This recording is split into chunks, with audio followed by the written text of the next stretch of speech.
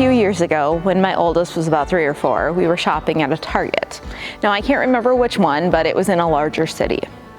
And in a classic parents turn around for 1 second and all of a sudden your child is gone scenario, he was gone.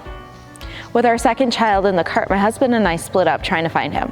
I can't remember how long we looked. Maybe it was for just a couple minutes, but it seemed like forever to me. And I started getting more and more panicked. Finally, my husband called me and said he found him. He had wandered over to look at some books. He was fine.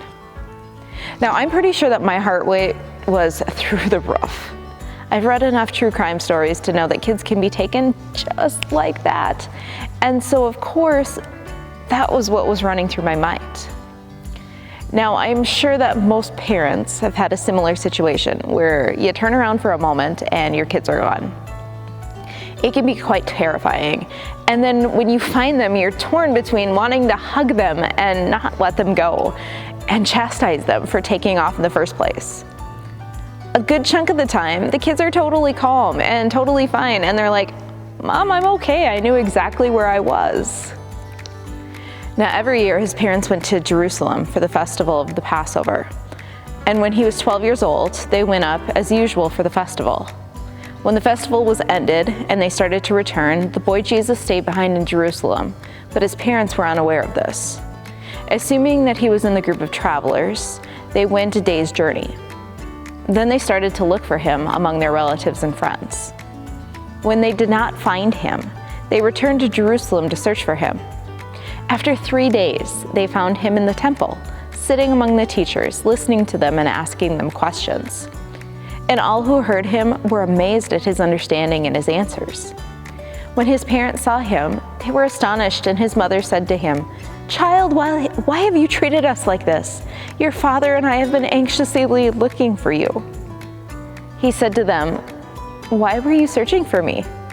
Did you not know that I must be in my Father's house?" But they did not understand what he said to them. Then he went down with them and came to Nazareth and was obedient to them, and his mother treasured all these things in her heart. And Jesus increased in wisdom and in years and in divine and human favor.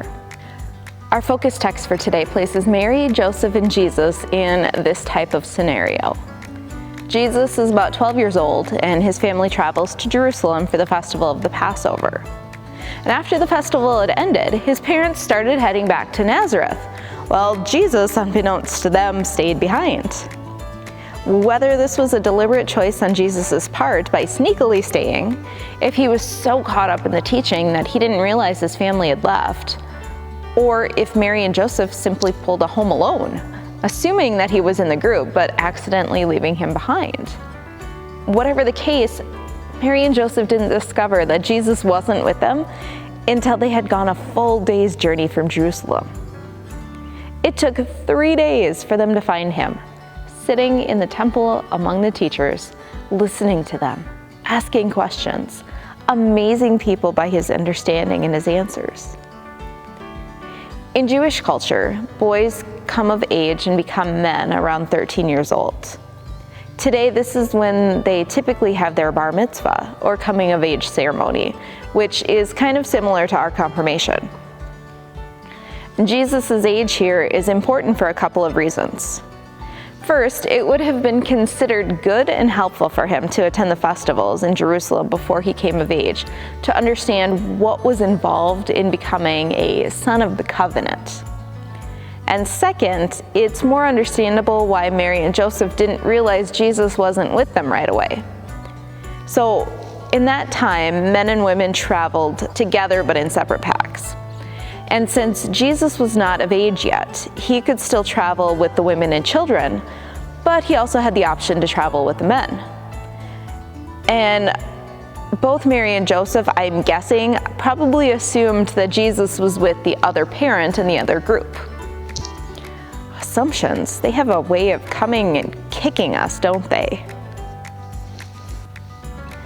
So what does this text have to do with humble empowerment? Well, let's look at Jesus first, shall we? Jesus was considered a prodigy for his interest in the Holy Scriptures, his intent listening and questions, and for his answers that were considered wise beyond his years. When Mary spoke to him and asked Jesus why he had worried them so much, he answered her honestly, and I'm going to guess without a trace of sarcasm or irony, when he said, "Why were you searching for me? Did you not know that I must be in my Father's house?" Jesus also embodied the power of obedience, because he went back with his parents and he listened. He was obedient to them, just as it was commanded of him. But let's also look at Mary and Joseph. Now, we don't hear much about Joseph's reaction, just Mary's. As a parent who had found her lost child, I am sure that she was torn between that wanting to hug him and not let go, and just chastise him for not staying with them. And I highly doubt her tone was one of calm and collected when she saw Jesus in the temple. And honestly, this brings a lot of realness and of relatability to Mary. When we're first introduced to her, we see her as this young girl who calmly accepts the angel's word that she's going to bear a son, even though she's not married. And we see her going to her cousin's house, singing about how her soul magnifies the Lord. And then we see her surrounded by animals, just giving birth, with shepherds coming to pay homage to her child, treasuring everything that the shepherds told her. We picture the song Silent Night and this mother who is beautiful, perfect. This Mary that we meet in this particular story is a mom who had just lost her son for 3 days in a city whose population was probably around 500,000. A mom who is anxious, I'm going to guess out of her mind with worry for her son. A mom who encounters a son who's all like, "Hey mom, why were you worrying? Wouldn't you know that I'd be here in my Father's house?" Totally oblivious to the fact that while he was chilling in the temple with the teachers, his mom and dad were searching for him. We, like Mary and Joseph, often search for Jesus, thinking that Jesus has somehow gone missing or that God isn't near us when things don't go as planned. Jesus, however, is not missing. Jesus is found exactly in the place where he was meant to be, surrounded by God's people, in the hearing and the speaking of the word. When I think about Jesus and how the story of God fits into our own story, honestly, I keep going back to Mary, this mother who was anxiously looking for her son, being astounded that her son all along was just sitting in the temple at the feet of the teachers, not worried or concerned about anything except that listening and that learning.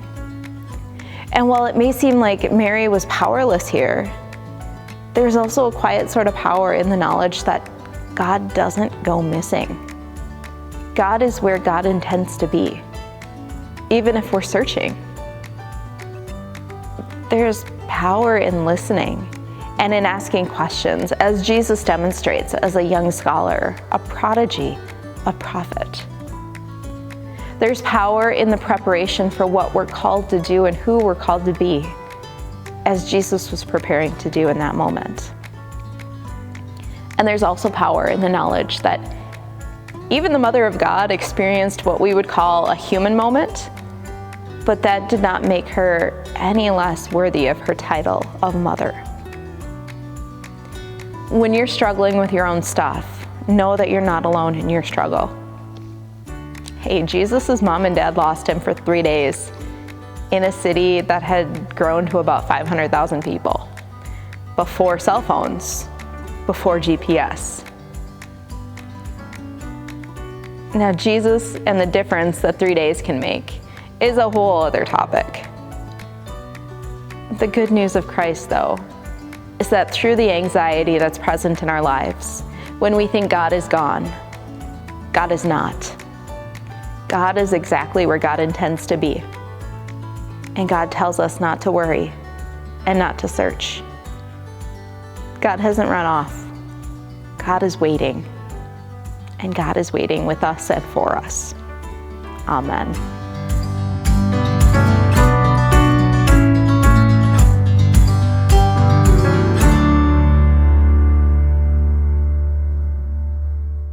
During the next few days, I encourage you to go deeper into the message with these 2 reflection questions. First, have you ever had a moment like Mary when you were searching for someone you believed was lost? And how did you feel when you found them? And the second, how do you feel empowered when you are anxious?